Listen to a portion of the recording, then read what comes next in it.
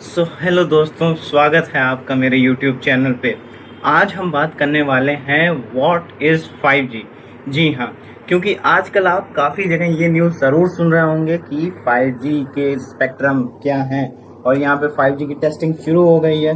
तो अगर आपको कोई भी कंफ्यूजन है तो इस वीडियो को पूरा देखिएगा, आपको सारी कंफ्यूजन क्लियर हो जाएगी। बैंड्स क्या होता है, स्पेक्ट्रम क्या होता है, NSA ऐसे सब कुछ आपको मैं क्लियर करने वाला हूँ इसी वीडियो में। आप देख रहे हैं टेक स्पाई, मेरा नाम है शाश्वत। बने रहिए मेरे साथ। चलिए शुरू करते हैं हमारी वीडियो को।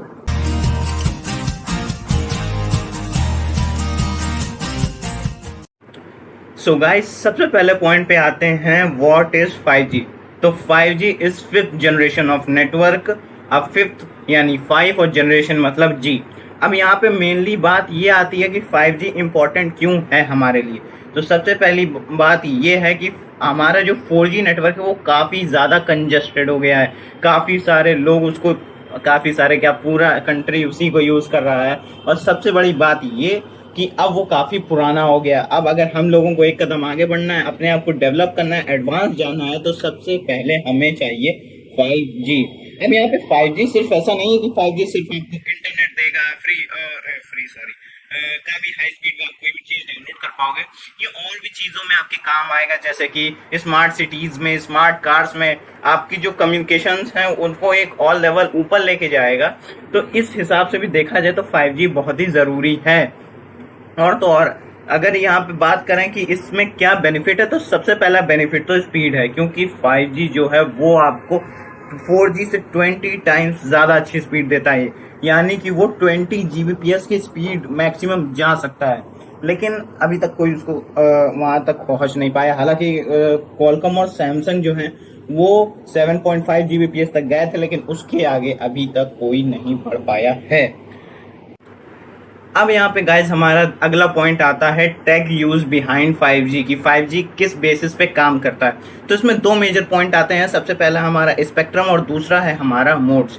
स्पेक्ट्रम के बारे में आपने ज़रूर सुना होगा, कि काफ़ी लोगों को ये बोलते हुए ज़रूर सुना होगा कि स्पेक्ट्रम के ऑक्शन शुरू हो चुके हैं, इस टाइम स्पेक्ट्रम के ऑक्शन शुरू होंगे। तो ये क्या चीज़ होती है? बेसिकली जो हमारा एक कोर नेटवर्क होता है जहाँ से रेडियो फ्रीक्वेंसी जो है वो हमारे डिवाइसेस तक ट्रैवल करती है, उसको हम लोग स्पेक्ट्रम कहते हैं।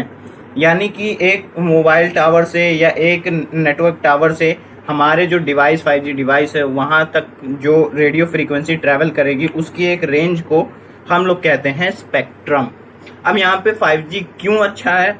क्योंकि वो जो है एक ब्रॉडर रेंज को सिलेक्ट करता है। यानी कि ऐसा समझ लीजिए कि आपको दो रोड्स पे जाना है।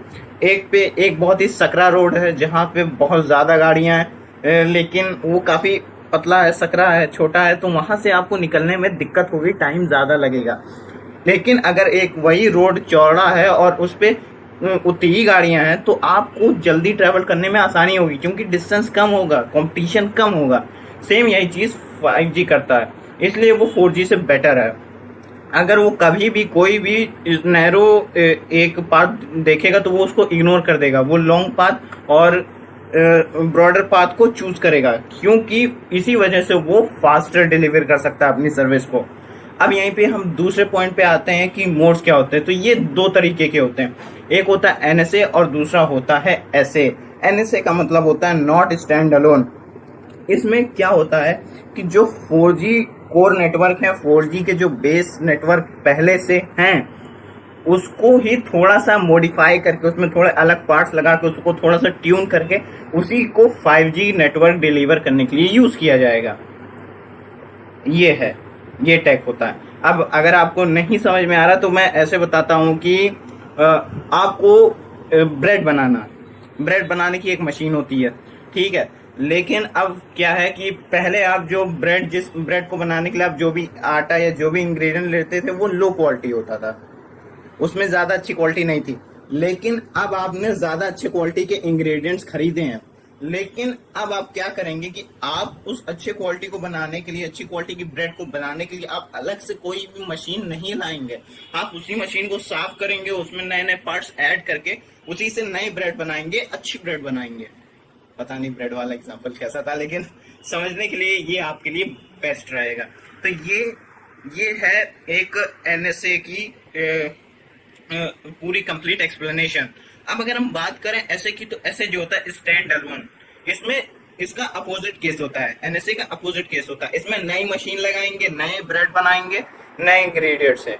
यही चीज स्पेक्ट्रम में भी, सॉरी, एनएसए में भी कंपनीज यही करती हैं, लेकिन इसमें पैसा ज्यादा खर्च होता है। तो आएगा, ऐसे भी आएगा, लेकिन उसके पहले एनएसए से आपको सारी रिक्वायरमेंट्स फुल करके दी जाएंगी, समझे आप लोग। यानी कि सबसे पहले एनएसए यूज होगा, क्योंकि वो एक चीपर है, क्योंकि वो पहले से इंस्टॉल है, उसमें सिर्फ थोड़ी सी चीजें ऐड करनी है, तो उसमें ज्यादा खर्चा नहीं है। लेकिन एक पूरा नया ढांचा बनाने के लिए, एक नया नेटवर्क स्टैब्लिश करने के लिए ज्यादा पैसे लगते हैं। तो इसलिए अभी फिलहाल तो एनएसए आएगा, उसके बाद कहीं 2022 के या 2023 के स्टार्टिंग में ये आपको ऐसे दिखाई दे सकता है।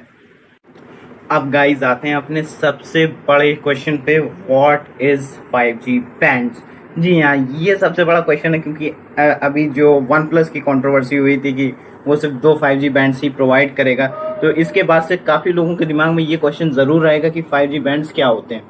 तो बेसिकली 5G बैंड्स 3 कैटेगरी के होते हैं, लो, मिड और हाई बैंड्स। अब यहाँ पे हाई बैंड जो है वो हम लोगों के लिए अभी नहीं है, तो उसको हम लोग साइड में रखते हैं। बात करते हैं लो बैंड्स और मिड बैंड्स की।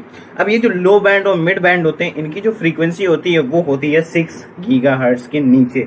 6 गीगाहर्ट्ज का मतलब होता है कि जो लो बैंड्स होते हैं, सबसे पहले लो बैंड्स की बात करते हैं। इनकी जो फ्रीक्वेंसी रहेगी लो बैंड्स और मिड बैंड की, वो सब 6 गीगाहर्ट्ज के नीचे होंगे।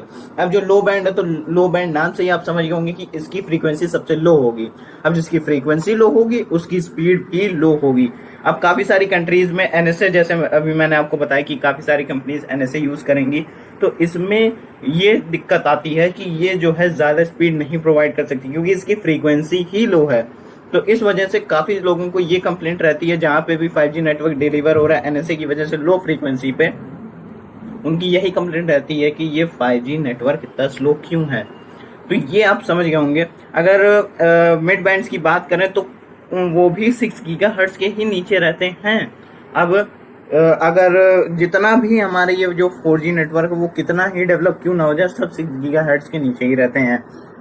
अब मैं आपको चार्ट दिखाता हूँ, ये चार्ट आप देख लीजिए, इससे आपको क्लियर हो जाएगा।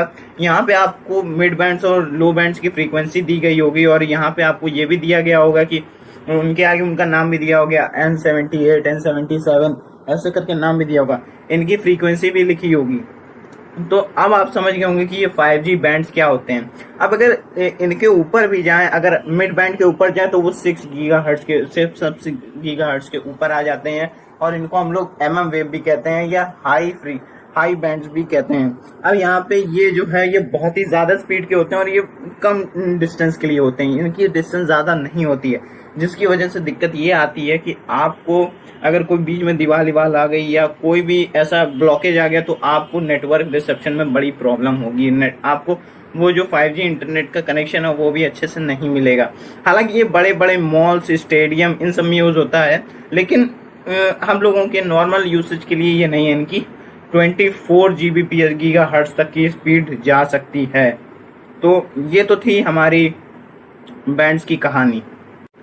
अब दोस्तों समरी करते हैं कि हम लोगों ने क्या क्या पता लगाया है 5G के बारे में। सबसे पहले हम लोगों ने सीखा कि 5G क्या होता है, फिर हम लोगों ने सीखा कि 5G के पीछे कौन सा टेक यूज होता है, और फिर हम लोगों ने पता किया कि 5G बैंड्स क्या होते हैं और उनकी इंपॉर्टेंस क्या होती है।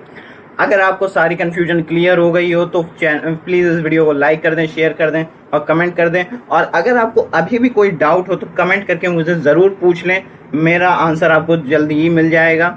और अगर मेरी मेहनत आपको पसंद आई हो, ये वीडियो अच्छी लगी हो, तो मेरे चैनल को सब्सक्राइब भी कर लीजिएगा, बेल आइकन को ऑल पे कर लीजिएगा, ताकि जब भी मैं इतनी मेहनत करके आपके लिए वीडियो लाऊं तो आपको नोटिफिकेशन सबसे पहले पहुंचे। Thank you. अगली वीडियो में जल्दी ही मिलते हैं, तब तक के लिए जय हिंद, टेक केयर, कीप एक्सप्लोरिंग।